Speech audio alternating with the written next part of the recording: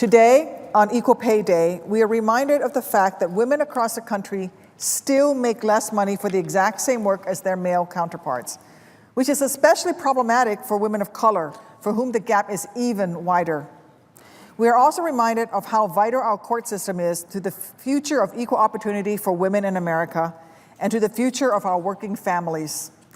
The next Supreme Court justice will enter the court at a critical moment for women's rights, a moment which could change the course of reproductive rights, voting rights, disability rights, and civil liberties in our nation for generations to come. So naturally, I, much like my colleagues on the Judiciary Committee, wanted to know how these critical issues fit in Judge Gorsuch's judicial philosophy. I have serious concerns with his record of failing to protect women's health, granting corporations and healthcare providers leeway to undermine women's access to care. I'm also troubled by his rulings on disability rights that would jeopardize access to public education for students with disabilities, which is particularly alarming for the 27 million women in America who live with a disability. It's personal for me. As an American living with disabilities, my life isn't like those of my colleagues in Congress. Getting around can be difficult. I can't always get into restaurants or other public spaces, even here in the Capitol. I have to spend a lot of time planning how to get from one place to another. I understand that not everyone thinks about these things, and for most of my adult life, I didn't either. But after I became injured in combat in Iraq, I learned how important the protections of laws like the Americans with Disabilities Act and the Individuals with Disabilities Education Act are to ensuring millions of Americans with disabilities can live and thrive with dignity. Without them, Americans like me wouldn't be able to get to work, go to school, hold a job, pay taxes, go shopping, or do any of the things most of us take for granted. That's why I'm speaking out today, because it matters deeply to me that our next Supreme Court justice understands just how vital these protections are for Americans living with a disability.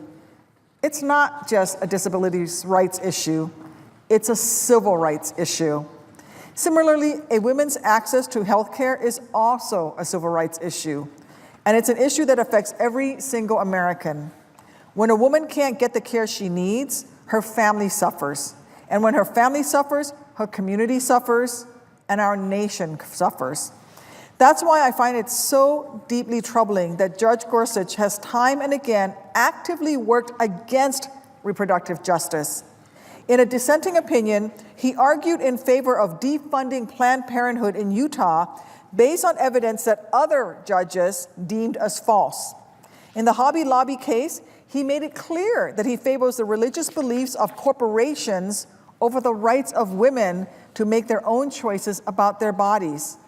What's worse, that isn't the only time that Judge Gorsuch ruled to put corporate rights over human rights.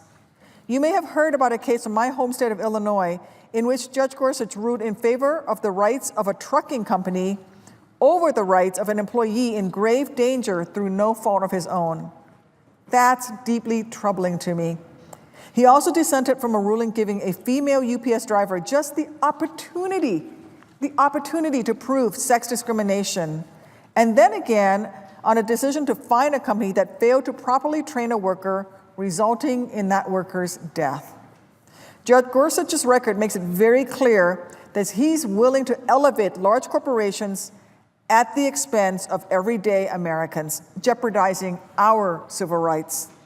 That's why it was so important to me that he explained his judicial philosophy, that he explained to me his view on so many of these critical issues. But then, during 4 days of hearings before the Judiciary Committee, Judge Gorsuch had the chance to clarify the philosophy behind his past rulings, to explain how his rulings may reveal his judicial philosophy as a Supreme Court justice.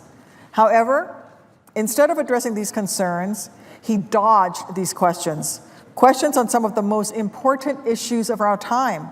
He wouldn't even express clearly his views on Roe v. Wade. The American people simply deserve better than that. Earning a lifetime appointment to the Supreme Court requires much more than a genial demeanor and an ability to artfully dodge questions. It requires honesty in answering even the toughest questions. That's why I cannot vote to confirm Judge Gorsuch. I take seriously my constitutional responsibility as a United States Senator to offer the President my informed consent, and it's clear Judge Gorsuch has not provided some of the most essential information needed to grant him a lifetime appointment to our nation's highest court. Therefore, I'm voting no on his nomination and supporting continued debate on the subject because I can't vote for a nominee with so many questions left unanswered.